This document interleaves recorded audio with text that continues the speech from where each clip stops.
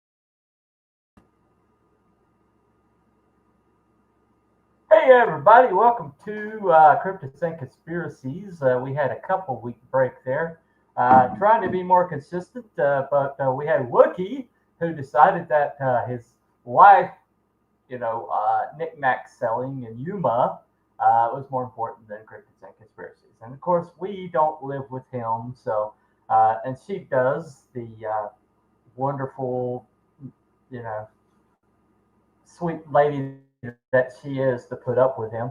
If he's going to have to, accommodate her every once in a while, so she'll put up with him. Who are us? Who are us to, to criticize that? So, so Mrs. Wookie, salute to you for putting up with Wookie, and we are totally okay with him missing a couple shows. So you can tolerate it. So anyway, I said I was going to trash him. I have to keep my word. I'm a man of my word. Okay, I'm a man of my word. Anyway, so let's. We got a couple of gentlemen here. Let's start this fellow right here. Abby someone. Abby someone. Abby who? Abby normal.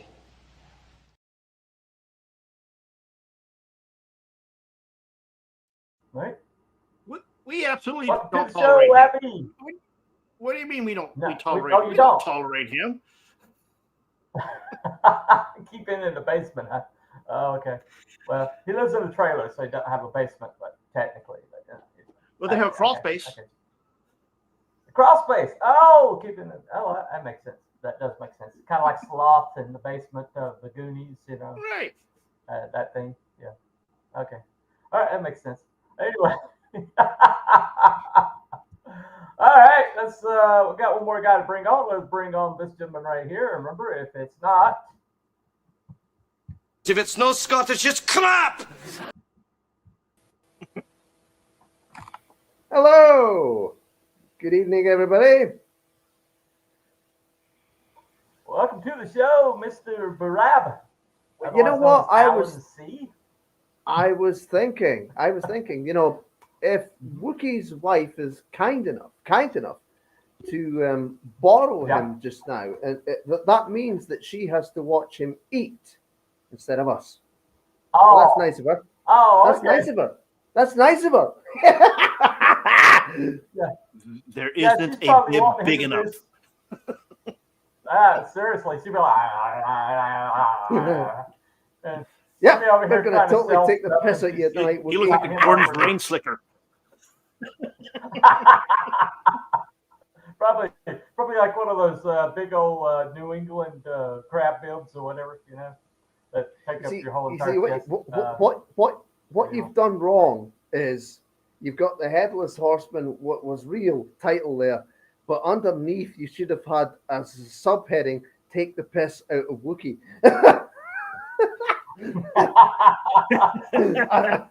You know, Yeah. or rag on Well, Wookiee or whatever.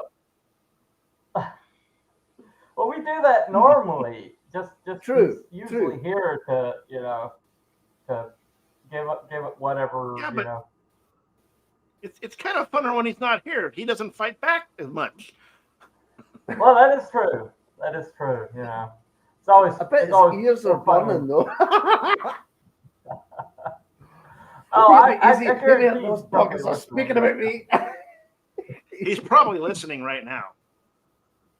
Oh, he knows we're taking the piss out of him. I promise. I promised him. Hi, Wookiee. Let me Hi. Anyway. Yeah. He sent me earlier. He sent me like some pictures in the message of what he's doing right now. So yeah. So evidently, these are his wife's knickknacks, and he is selling them. Oh, yeah. So.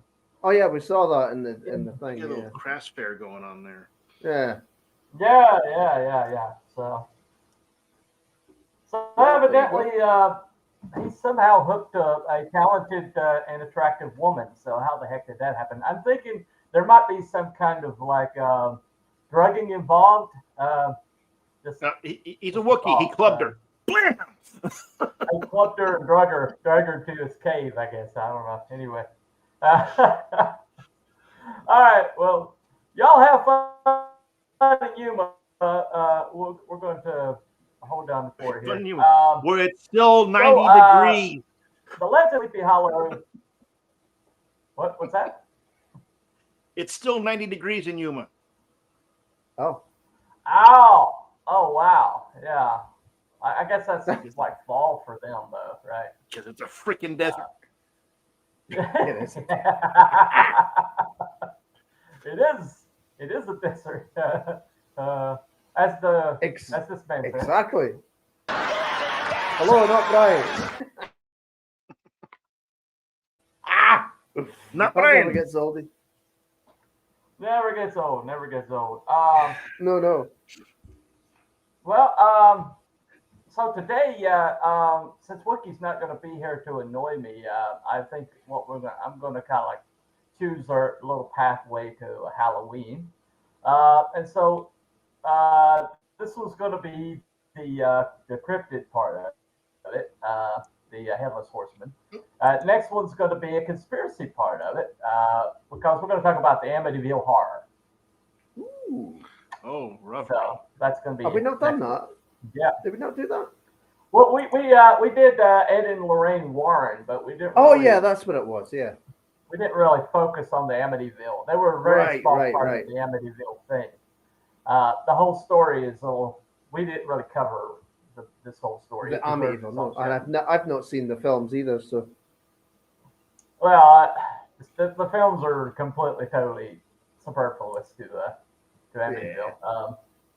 Yeah. Didn't really cover. Anyway, not Brian.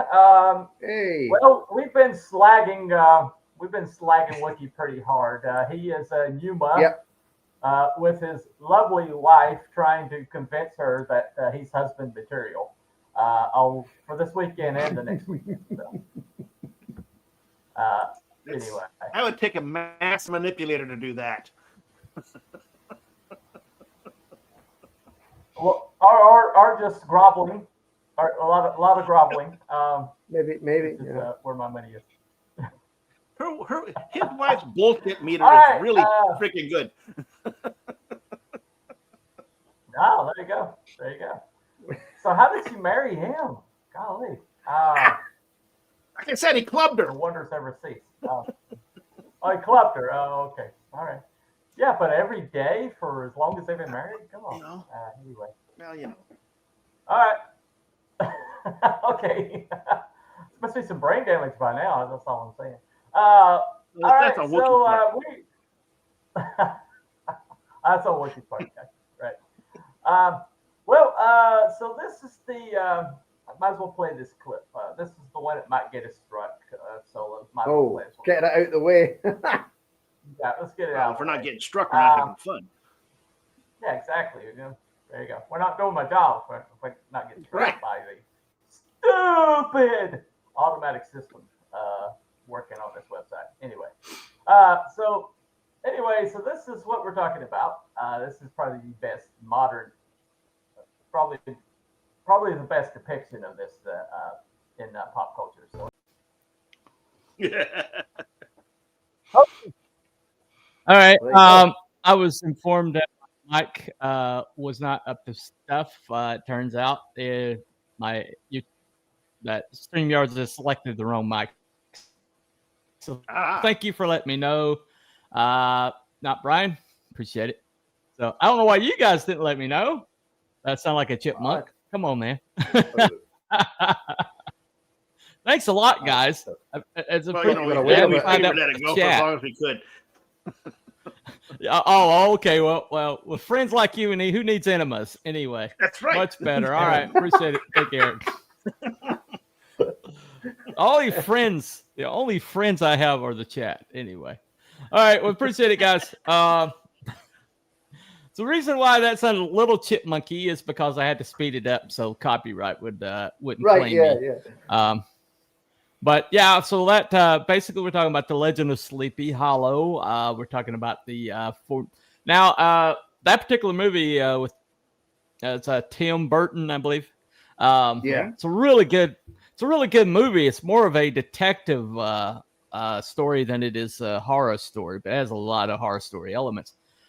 Very clever movie. I highly recommend it if you haven't seen it.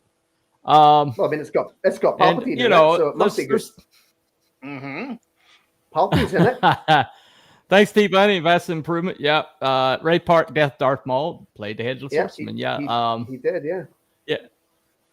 Yeah. According to our friend Cruel, there's a whole bunch of Star Wars alumnus in that particular There was movie. certainly so. Ray Park and Ray go. Park and Palpatine, and then you've got Michael Gough from Batman, and I think Michael Gambon's in there as well. Yeah. Michael That's quite a lot of well-known actors. Yeah. A lot of well-known actors in that one. Christina Ricci from the Addams Family movies. Yep. That's right. Played Wednesday Addams, I believe. Yes. But anyway, so the Headless Horseman is actually based on a short story book by Washington Irving called The Sketchbook of Jeffrey Crayon. That's right, that's the Crayon. name, Jeffrey Crayon. But he wrote it while he was living in Birmingham, England. But it's really the first book that of American author person born in America, primarily, grew up in America. That was like pretty much literary success. It's all literary success, and there was two primary stories in it. It was Rip Van Winkle and Legend of Sleepy Hollow. And so, A Legend of Sleepy Hollow is considered by many to be the first American horror story, maybe even the first slasher style horror story. Would you guys agree with that? Do you know anything earlier than that? I don't think so. Mm-hmm. No, I don't think so. Well, so it's still enduring, and it was written in 1820. So it's been a while. Been a little while. Right. All right. Now, when you go to thinking about the origins of the story, hold on a second. A comment. Hey, I like the one with Johnny Depp. This one ain't too bad, but I like the one Johnny was in. Yeah, that's where the clip is from. Also known as the parkour slashers. Already, we started already. All right. Anyway, okay. Of course we have. Anyway, of course we have. But as it happens, the origin of the Sleepy Hollow like legend may go all the way back to England because there is a creature of Celtic lore called the Dullahan. Let me play that real quick. Okay. On Ireland's dim roads, in the silence of the night, a supernatural being walks through the shadows, striking fear and dread into the hearts of those who cross his path. This is the Headless Horseman Dullahan, a legendary figure wrapped in mystery and terror. As legend has it, the Dullahan is a messenger of death, sent to collect the souls of the damned. Riding a black horse as ominous as himself, Dullahan rides at a frantic gallop, grasping his own severed head in one hand. His hideously pale head with an evil grin shines like the moon, illuminating the road ahead with a macabre glow. Dullahan's eyes are sharp and piercing, able to see over huge distances, always on the lookout for its victims. His mouth, perpetually twisted into a smile, is always whispering the name of the one whose soul he has come to seek. Everywhere he goes, doors close on their own, and the wind murmurs menacingly, announcing his arrival. They say a person is bound to die wherever Dullahan comes to a stop. He is known to spill human blood as part of his ritual, and anyone who sees him, even from a distance, is sentenced to perish soon. Once Dullahan has spoken their name, there is no escaping their fate. Like him, his horse is a hellish creature. With blazing eyes and nostrils oozing steam and fire, it gallops tirelessly, ignoring all obstacles in its path. There is no gate or barrier that can stop them, as they pass through all barriers as easily as the wind blows through leaves. Dullahan has a human spine like a whip, and its shattering sound is enough to paralyze anyone who hears it with fear. With one flick of his whip, he can open any door or lock any soul inside. Anyone who dares to eavesdrop or challenge his presence can be struck down by his wrath. Only one barrier stands against the Dullahan: gold. For unknown reasons, he fears this precious metal and flinches at the sight of it. Small coins or even jewels may be enough to ward off the Headless Horseman and protect one's soul from perdition. When night falls and darkness overtakes the world, you better stay off the lonely roads and pray that you never catch the sound of horses' hooves approaching in the deadly silence. For if you do, you may find Dullahan creepily smiling as your soul is swept away to the afterlife.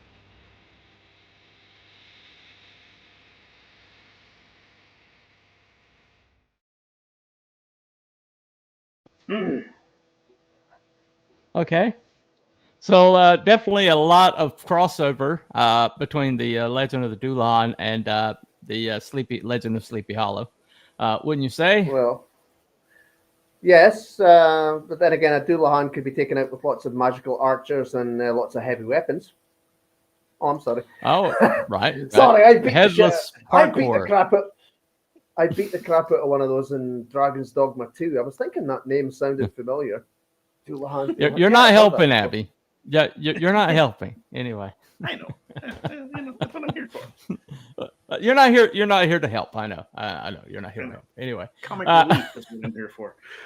There you go. There you go. Right. All right. Well, so Weston Irving did spend time in England, but a lot of these legends kind of came over. The area that Legend of Sleepy Hollow set in, this area is actually more Dutch than I think anything else. But so he wrote this after being in England, and so the idea is that while he was in England, he heard of this legend, and then Right. and then maybe that inspired the Legend of Sleepy Hollow. But there's a lot of things that he added in that were very oddly specific. And start with this video here. An opening in the trees now cheered him with the hopes that the church bridge was at hand. The wavering reflection of a silver star in the bosom of the brook told him that he was not mistaken. He saw the walls of the church dimly glaring under the trees beyond. He recollected the place where Brom Bones's ghostly competitor had disappeared.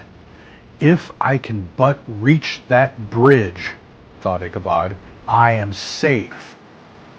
Just then he heard the black steed panting and blowing close behind him. He even fancied that he felt his hot breath. Another convulsive kick in the ribs, and old Gunpowder sprang upon the bridge. He thundered over the resounding planks. He gained the opposite side, and now Ichabod cast a look behind to see if his pursuer should vanish according to rule in a flash of fire and brimstone. Just then he saw the goblin rising in his stirrups and in the very act of hurling his head at him. Ichabod endeavored to dodge the horrible missile, but too late. It encountered his cranium with a tremendous crash. He was tumbled headlong into the dust, and Gunpowder, the black steed, and the goblin rider passed by like a whirlwind. The next morning, the old horse was found without his saddle and with the bridle under his feet, soberly cropping at the grass at his master's gate. Ichabod did not make his appearance at breakfast. Was Washington Irving writing from first-hand accounts when he penned his timeless tale of Ichabod Crane and the infamous Headless Horseman? Or was he just adding his modern-day twist to folklore that had been told for centuries? Today we take a look at the legend of Sleepy Hollow and ask a simple question. Was there a real Headless Horseman? The answer might surprise you. So if you're curious, let's take a walk through history.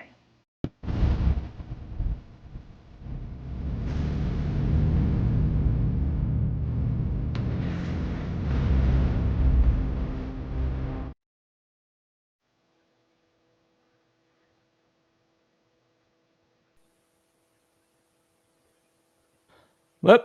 All right. Well, that's pretty much the story. But there's a lot of like oddly specific details that Washington Irving added in. Now he probably did. He may have heard the Doulahan mythos because there was like several published books that would have been available in the colonies. Well, at that time, I guess 1820, they were established America by that time, having won it about 25 years before or more. But let me see.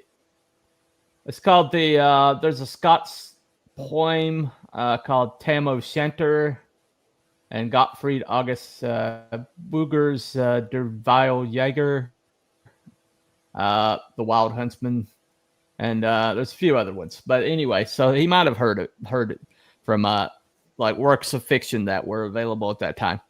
Yeah. But you know, the thing about it is like those oddly specific details keep coming back in. Let me play this right here.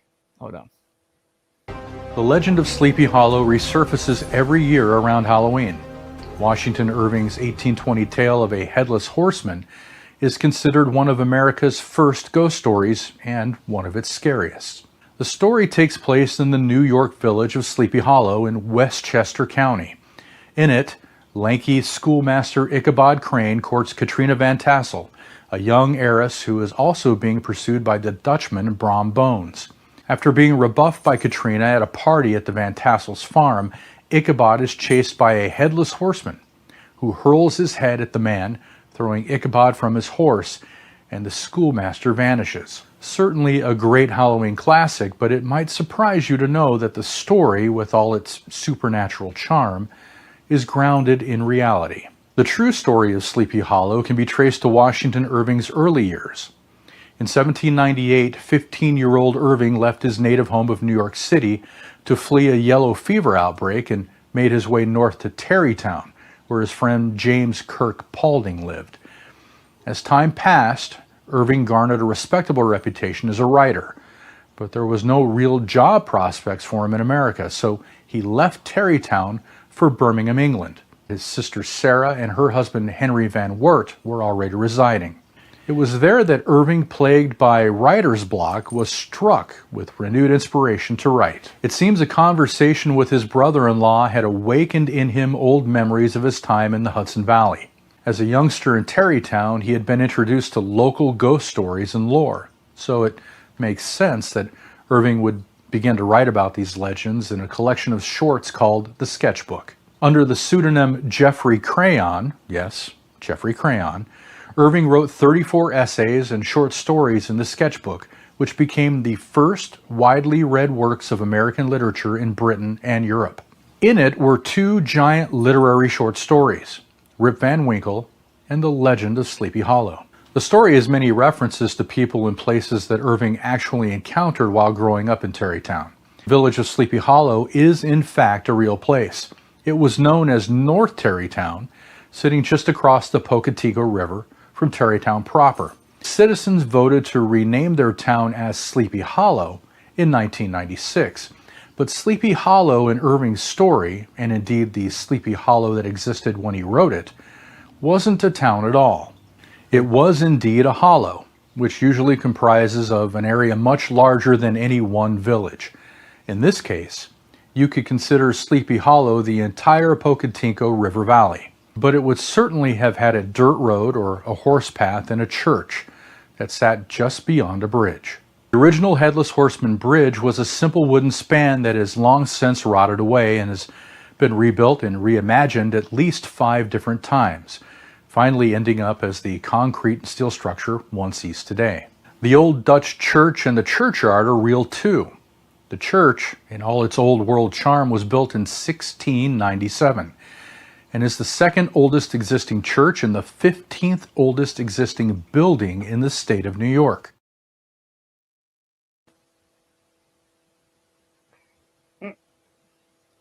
Yeah. Now, it's a comment on the video itself. There's several times where he had to blur out images, I guess, because of copyright. And I wondered what that was. and I'm like, what you? It's like you're using. I mean, copyrights. They're coming after images now. I mean, you can't like show pictures that they're claiming pictures. What? I mean, when I watched platform is just becoming a nut. I mean, when I watched YouTube is just. that earlier, I thought it was something wrong. I wish I could. No. He must have had to blur it for copyright. Yeah. I mean, that's just insane. I guess so. It's insane, man. I mean, how are they making money off of a picture? I mean, I can kind of understand if it's like a tune in the background or something like that. You know, that people want to make money off of their music. I get that, or a video or something like that. I get that. But a picture, a still that I can just find anywhere on the net. And download, man. Yeah, I don't get that. No. But anyway, so it's like sprinkled into his stories are a lot of like names that pop up, and those names actually have basis in reality. And so here we go. Aside from the structures, there is a striking similarity to real people in Tarrytown and the characters in the story. Katerina Van Tassel's grave in the churchyard has often been associated with the inspiration for Irving's muse, Katrina. This probably isn't the case, though. Katerina was a middle-aged woman when Irving was in Tarrytown, and her personality didn't fit the part. Instead, evidence points to her niece, Eleanor Van Tassel. Now, Eleanor's timeline better aligns with Irving's youth. She was in her late 20s during his formative years. Their families were well acquainted, and it's plausible that Eleanor's vibrant personality and alluring character captured Irving's imagination and served as the inspiration for the enchanting Katrina.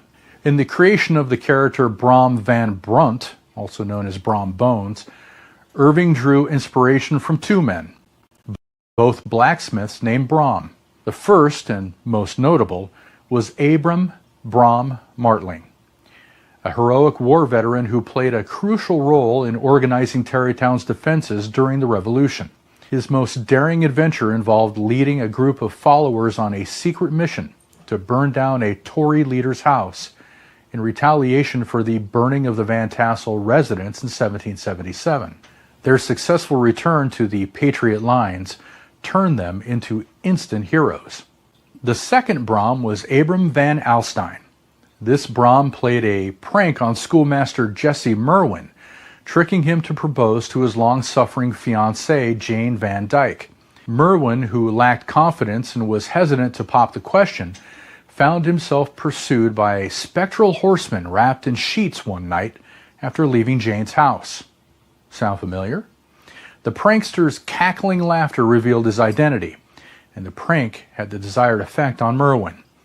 He took the hint, proposed to Jane, and married her, avoiding a lifetime of similar pranks and teasing. By the way, the schoolmaster Jesse Merwin, if you haven't already surmised, was Irving's inspiration for Ichabod Crane. And then there's the Headless Horseman. According to the New York Historical Society, Irving may have been inspired by an actual Hessian soldier who was decapitated by a cannonball during the Battle of White Plains around Halloween 1776. General George Washington's inexperienced army was in full retreat after suffering a crushing defeat at the Battle of Long Island. He ordered his troops to prepare a hasty defense near White Plains. There, on the eve of Halloween, American forces engaged a combined force of British and Hessian soldiers. Lieutenant Ephraim Fenno assumed command of a lone artillery battery on top of a hill overlooking White Plains. Fenno fired a single cannonball at advancing Hessian troops, decapitating one of them and effectively ending the assault. According to the book Once Upon a Time in the American Revolution, soldier Anthony Maxwell is said to have witnessed the unfortunate death firsthand and talked about it for years after. And in his 1798 memoir, Major General William Heath wrote, "A shot from the American cannon at this place, White Plains, took off the head of a Hessian artilleryman." Now, let's not forget that artillerymen used horses to pull their cannons across the countryside, and most artillery brigades had officers that rode on horseback. Could this be our horseman? Today, a small placard marks the spot where the lone Hessian lost his head, less than 8 miles from Sleepy Hollow. Yeah. That's a good one. Okay. Okay, so it looks like you've got a pretty clear delineation between this prank paid on a school teacher of the headless, apparition coming after him. You have this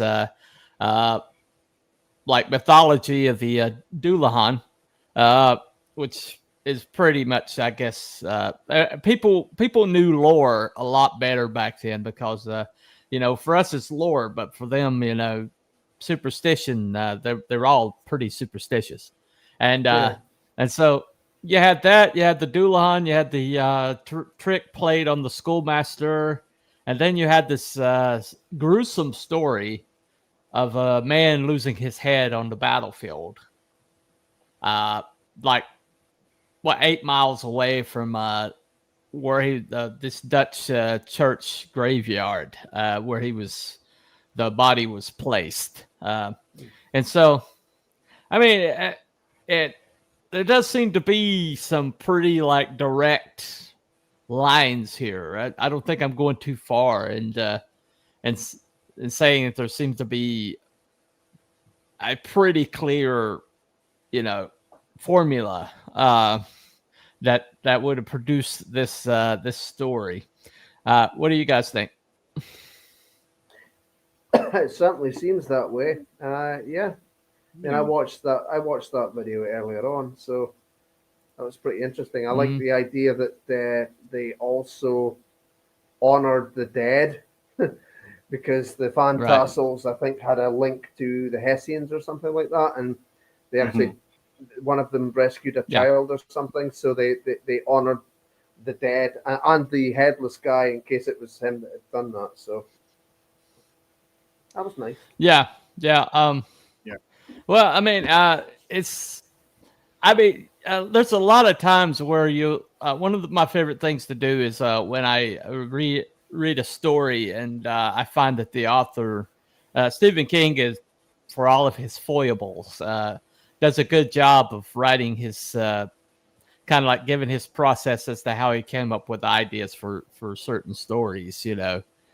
Where like he in the book on writing, he was talking about how he came up with Carrie and how it was based on these two unfortunate beings that he grew up with, these young girls that got bullied. One of them to death. But he was talking about how, that and the fact that he found himself in a girl's locker room and saw like a dispenser for feminine napkins. And somehow that just like, women, it kind of like birthed this story in his head, and he came up with Carrie. But a lot of times you'll see stories. I mean, you kind of like can pick back through. Okay, they encountered this person. They would spent time here. Here's a legend, a local legend, and that he would have heard about this, and then you can kind of piece together where it came from. And any story I have, I usually can say, okay, well, this idea, and they bounced around in my head a little while, and this is how they came out, But Right. So Sleepy Hollow story definitely seems to have some like direct lines to the actual legend. But why are we still talking about this legend, do you think? It's a Halloween tale. It comes up every Halloween. Yeah. I'm not sure it would maybe have so much staying power if it wasn't the fact that it was set on Halloween. So yeah, maybe because of the Halloween. Well, what do you think are the themes that kind of like resonate with people? I mean, one of the things I think really resonates with people is the idea of being in dark woods at night. Oh yeah. Have you guys had the misfortune of doing that? I don't think so. Big by your recall. wood? No. No, I don't think No. so. Not. Oh. Well, I live in Appalachian, so I've spent some time in dark woods at night. And I can assure you that there's something very visceral about a forest at night, when you're by yourself. Right. There's a place my grandma grew up, and it's a place called Jonas Ridge. And anybody, even hunters, will tell you that they don't stay in those woods at night. Something about the way the particular like type of trees that are up there, the leaves are very thick, and so when you're in the floor, even in the middle of the day, it gets really dark, and those woods are oddly quiet. And I mean, I don't know why, but the woods are very oddly quiet, and there's all sorts of stories, including ones my great uncle told me about those woods. Yeah. And I mean, I've certainly been out in the country and slept out in the country, at my uncle's or in a caravan we used to have, and the difference between city life or town life and the country and the dead of night is very, very, very different. But I've never been in the woods, I don't think, like that at night, no. Mm-hmm. So, well, in the desert at night. There's a. Oh, you've been in the desert in the middle of the night. Yeah, that's right. You do live out there.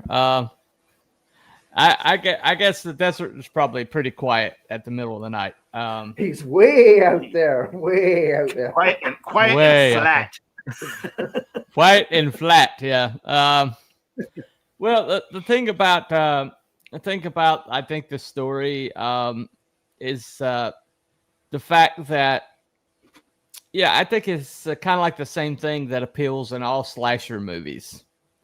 That fight or flight moment where something primeval starts chasing you. Something like out of the depths of hell just shows up and you're running for your life. And that whole entire adrenaline surge, I think there's something very primal in every human being. That fight or flight response is it's built into us. I mean, it's very built into our basic DNA. It's it would be part of our wiring, you know. Yeah. Have you guys ever been scared enough to just think you're running for your life? Well, You ever had I went to Alien War and had the guy in the suit chasing after us. That was quite fun. There you go. There you go. But as for a real life encounter with somebody or something, no, I don't think so. Nah. Well, I was in a one particular moment. I was in a haunted house.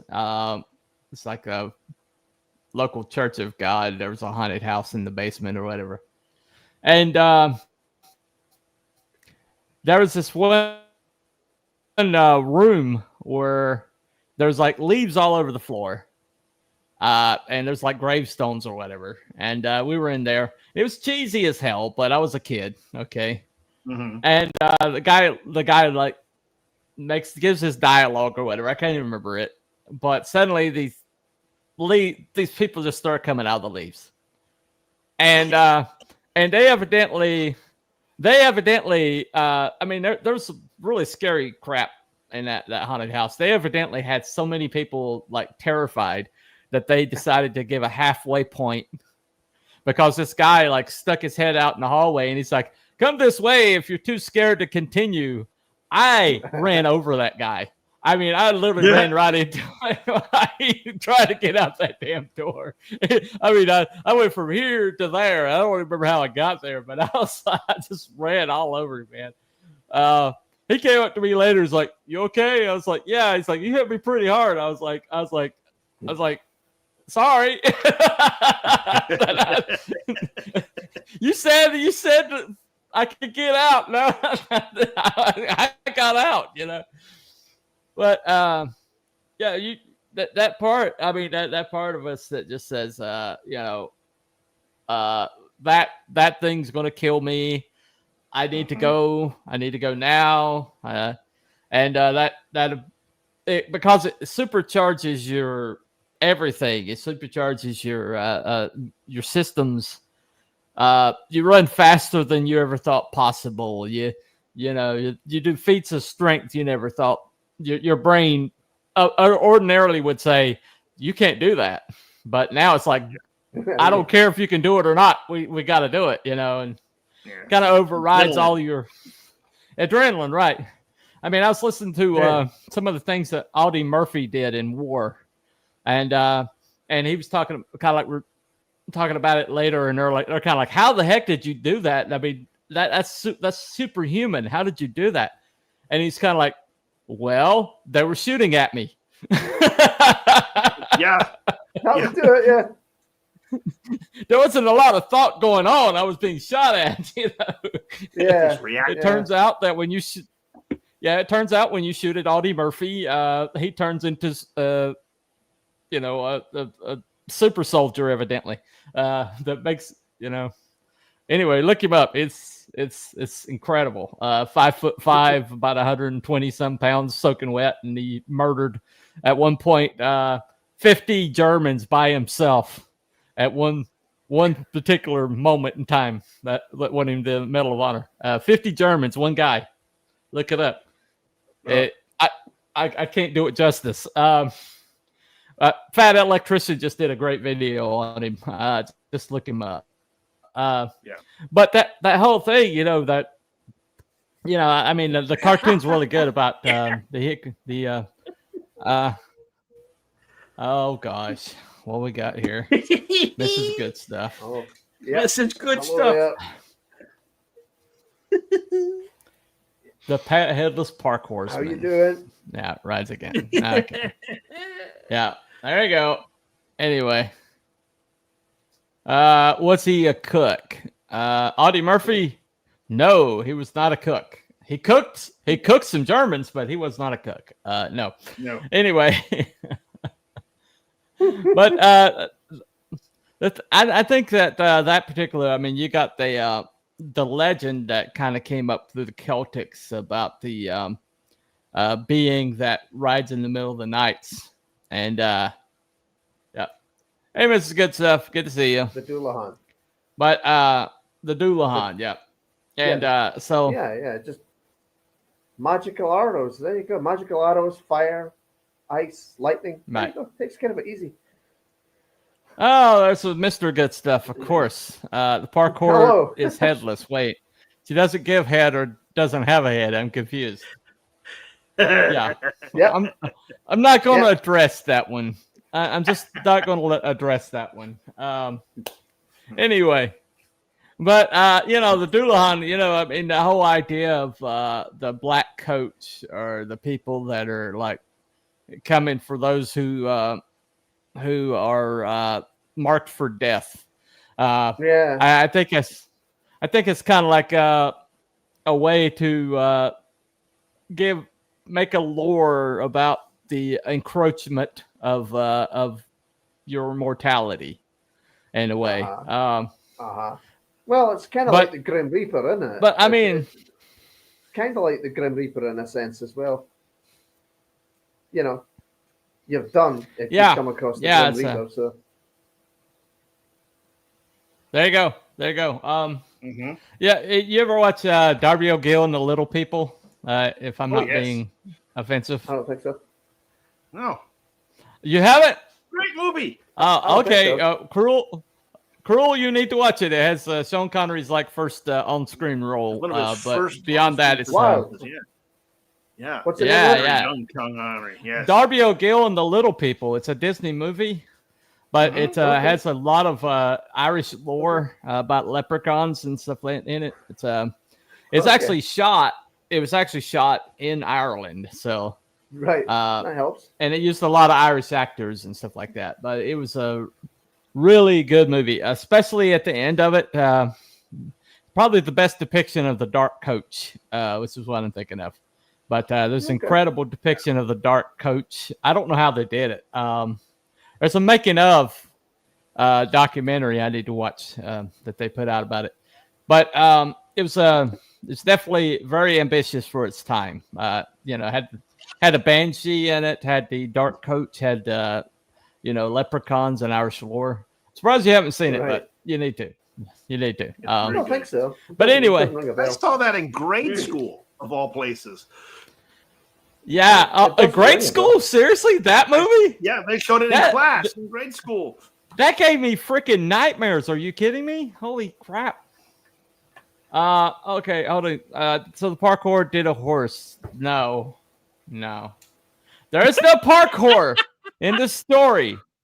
No, there's a headless parkour. In what the do you mean? story. There's no parkour. There is no parkour in the story. That is fake news. You don't know there, bunny. Is that what you're telling me? 21, I win. Uh-oh. Yeah. Look who it is. Oh, no. You're mute. All right. Didn't realize there was a horse involved. There is no horse involved with the parkours. Okay. Now, headless parkour doesn't give head, they just take yours. Long live parkours. Oh, this is getting confusing. Okay. All right. We have deteriorated, obviously. So obviously, so today, this is kind of like open and shut for me. Hello, Wookie. I'll say it. There you go. This is kind of open and shut for me. I just wanted to talk about this legend because it's so iconic, and it's so important to American literature. I mean, it's our first horror story, our first slasher story, basically, and it's probably where all the slasher movies and stuff came from later on, and I mean, this it might be the template for that. Jason, if when you see Jason charging after somebody, some poor teenager that had the temerity of having sex, in Camp Crystal Lake, or whatever, or Michael Myers, hiding in the closet or whatever, or I mean, any amount of that kind of slasher stalker, coming after somebody kind of thing. A lot of that you could probably trace a lot of that back to the Legend of Sleepy Hollow, and so it's a very important story in our literature. Now, whether he combined the legends from Celtic lore with a local legend of this Headless Horseman, and then used a lot of names and settings from this area that he lived in. It's still there that you can walk around and find. It just seems pretty open and shut that this was just a story, but it's a hell of a good story. Obviously, they usually die first, rookie. Okay, all parkours die in the slasher movies. Yeah, they usually die first, unfortunately. Yeah. Okay. Yeah, pretty much. If you're parkour, you're pretty done for in most of these movies. Parkours usually do well in slasher movies. Okay, yeah, they do very well in slasher movies. Yeah, that's kind of like where they belong. Anyway, so I'm gonna go ahead and check my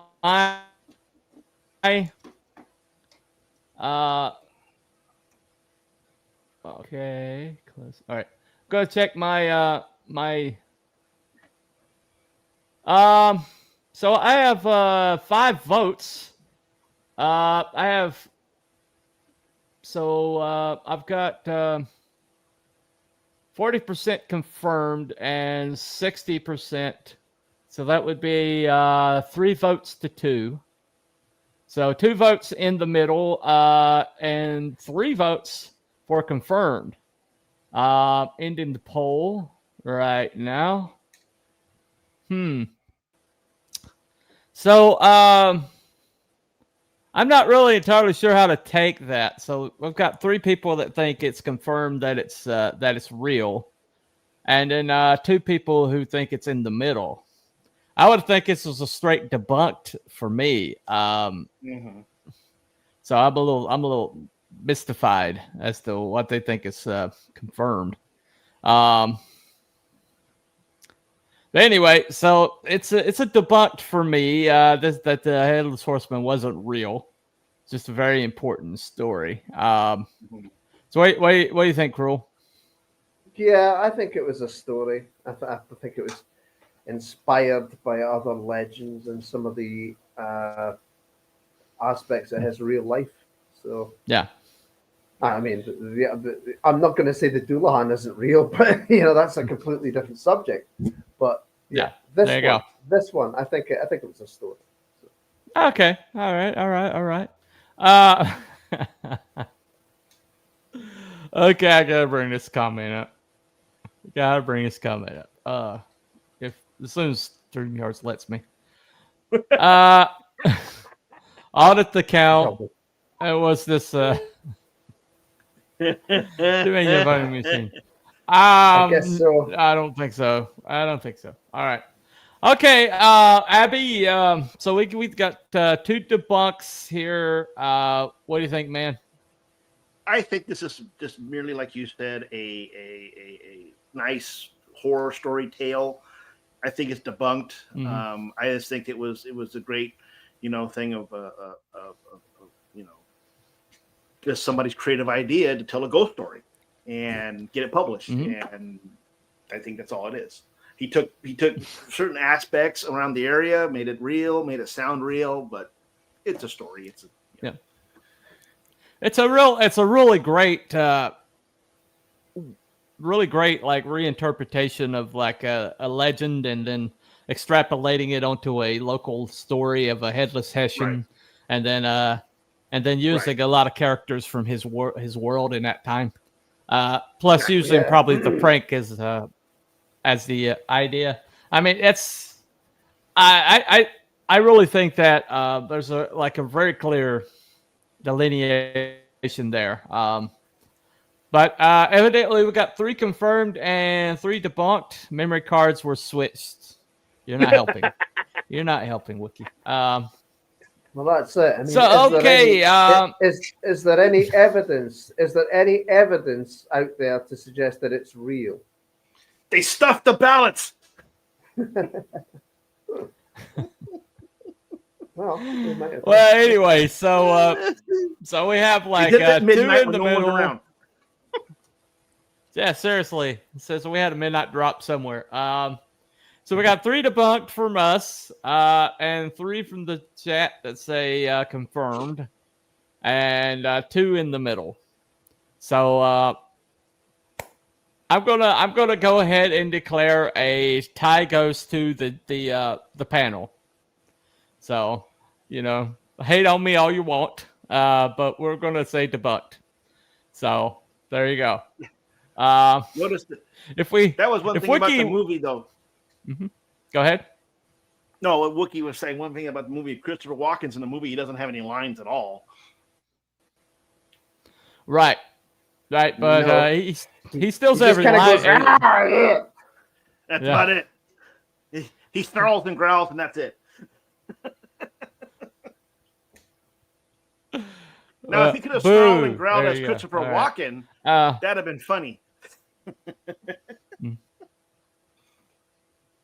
Where is my head? Oh my! Wow! Anyway, thank you for returning my head. You are going to die.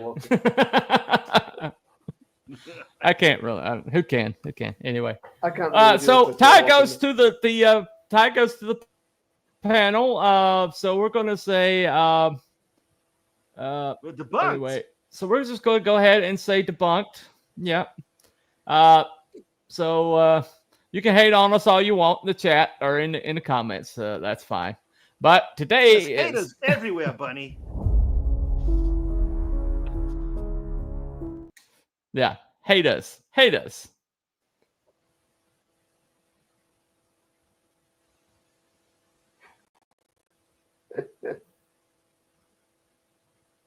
Muted. Come on. So yeah. So that is going to be. We're going to go with the debunked on that one. I think it's pretty clear that that's an awesome story, but there's just too many very clear parallels there. But anyway, so next week we are going to talk about a less cut and dried story. One that has a lot of twists and turns, a lot of really genuine creepy shit in it. But we're going to talk about the Amityville Horror. And so by the time we do this, it'll be November the 1st, I believe. Right. Yeah. If I'm right. Well, that's if any. So we will have just. But unless you got the night before, anybody interested in that? We don't have to deal with Wookiee, so. You guys want to do it on Halloween or just do it on normal Saturday? I am filled in for Saturday for Halloween, so. Okay. All right. We'll do it on a Saturday. All right. All right. We'll do it on a Saturday then. So all right. So that's been Cooper Telepathic Bunny Comics here with Mr. Abby someone, and Mr. Cruel Barab. because if it ain't Scottish, it's crap. And we will see you. Okay, so Amityville Wiki, Park Horse. I like it. there you go, the Bunnyville Park Horse. All right, but and we will say Wookie fever in absentia. You know, carrying his wife's purse in Yuma. But you know, all love to Mrs. Wookie. But anyway, so we'll talk to you later, guys. Y'all have a good weekend. Have a good night. Bye, everybody. Bye, everyone. Bye.